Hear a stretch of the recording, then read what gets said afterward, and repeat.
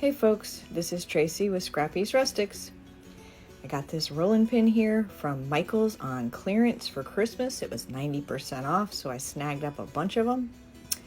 And this is going super fast. So we have some white chalk paint, Mod Podge, JRV black and white floral, decoupage paper, and Tim Holtz distressed oxide. I think I got all the components there.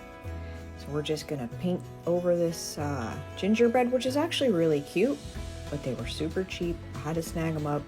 Couldn't get this idea out of my mind. It took 3 coats of white paint to cover up everything. These are my new fancy schmancy decoupage brushes, and I absolutely love them. That paper there is JRV 18-pound 20 by 30 decoupage paper called black and white floral. We do have that available on the website at scrappysrustics.com. It's under JRV and recycled. I love this paper. I'm obsessed with this look overall, and I thought it would look fantastic on a rolling pin. So what's cool about these brushes that I didn't realize is they have a little reservoir that helps just the way it holds your Mod Podge or whatever it is you're using, whatever medium, and it just helps distribute it evenly. It's pretty neat. And I'm just going to do a little section at a time because rolling pins can be tricky. They're not exactly the easiest to work with. So if you do things in little sections, you have much better results, and you got a better result of getting it on straight. Same goes with a glass jar. Anything that's round and fairly small round, it can be a little tricky. So just be patient. And so you try to Mod Podge this whole thing up and wrap this paper around, it's probably not going to end up well. So this is how I like to do it. One little section, peel it back and go. Now one little tip, when you are doing it this way, you don't want to go right up against your paper until like your last, see I'm going, like your last run through, because you don't want your paper to be wet on the top. So when you pull on it, you don't want to tear it.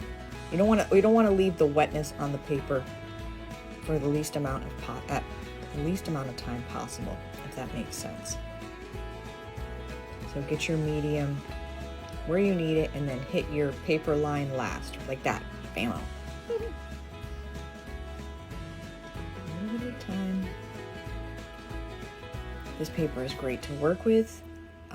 It's 18-pound paper, so it's very durable. I should have sized this up before I went putting it down, but I didn't. So now I'm going to try to figure out where it's going to meet.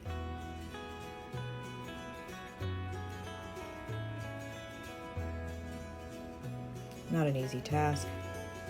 I think I ultimately ended up going a little bit over anyways because I was afraid to be short.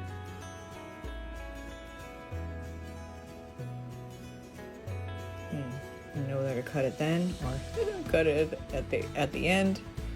Looks like I decided to go for it and cut it at the end.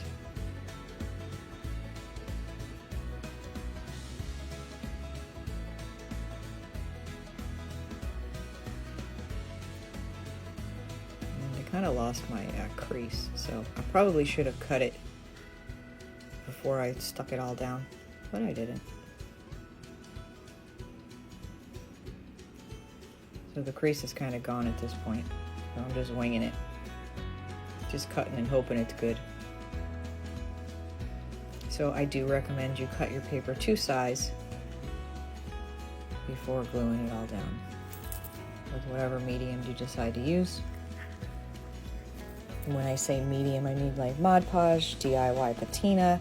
There's lots of different brands out there, matte gels, all different kinds of, basically whatever glue type you decide to use. And we didn't do too bad. It overlapped a tiny bit.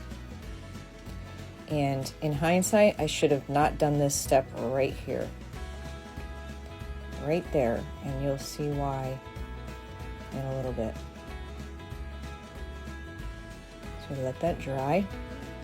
For this next step, you want it to be totally dry. So this is Tim Holtz Distress Oxide. I got these foam dabber thingies on Amazon, and so far I love them.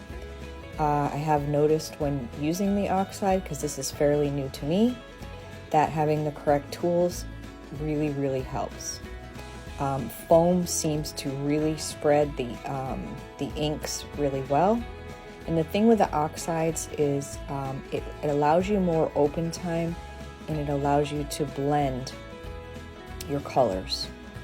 I like the little kit because it's really hard to get. It's basically like you're coloring with a crayon, but you're using inks. So, it's hard to get in the little areas with a big old tool. It's a little tedious, but I kind of find it relaxing because it's a no-brainer. Just kind of mind-numbing little task, but the results are amazing.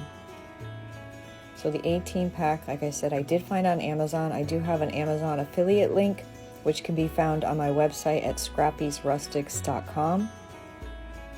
And it's up in the menu area. So I'm just showing you, we're going to do all of these areas because you don't want to watch this because it took a minute. But look at those results. Oh, it's so beautiful. It's so beautiful. Then I decided I needed to do that one too.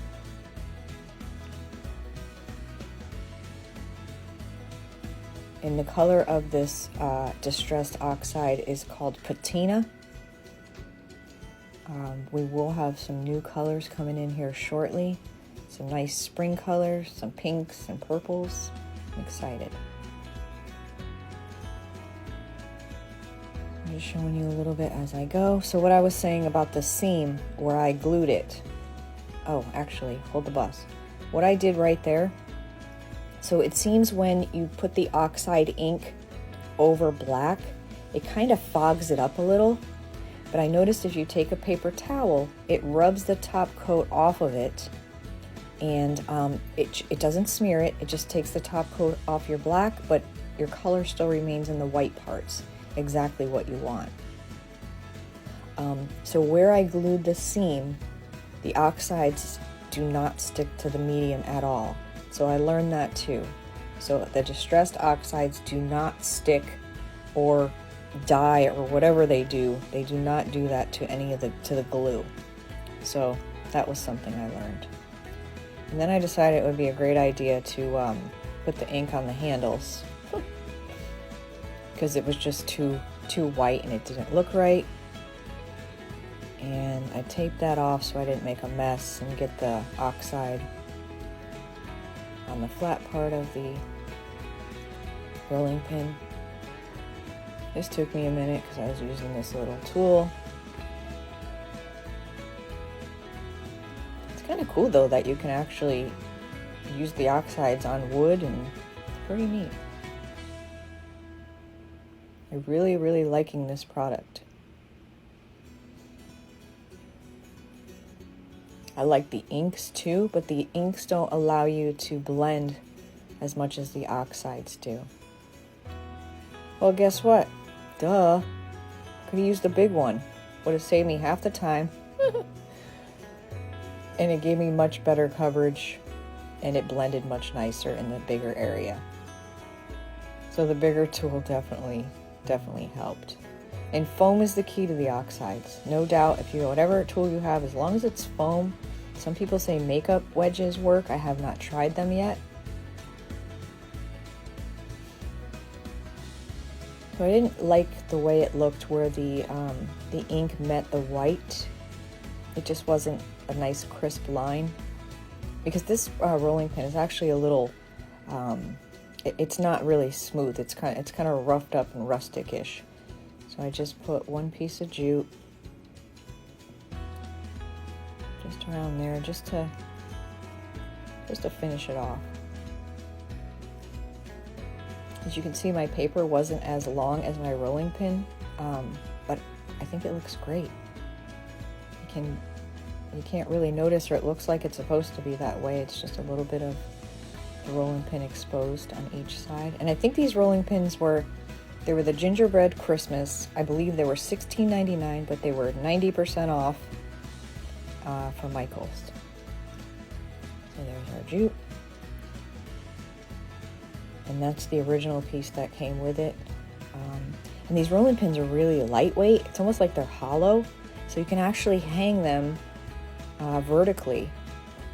So that would be kind of pretty to, just something different.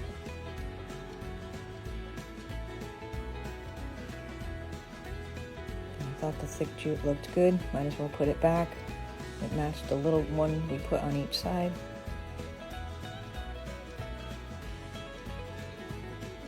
So we have the distressed oxide and the decoupage paper available at scrappysrustics.com. Look how pretty that is.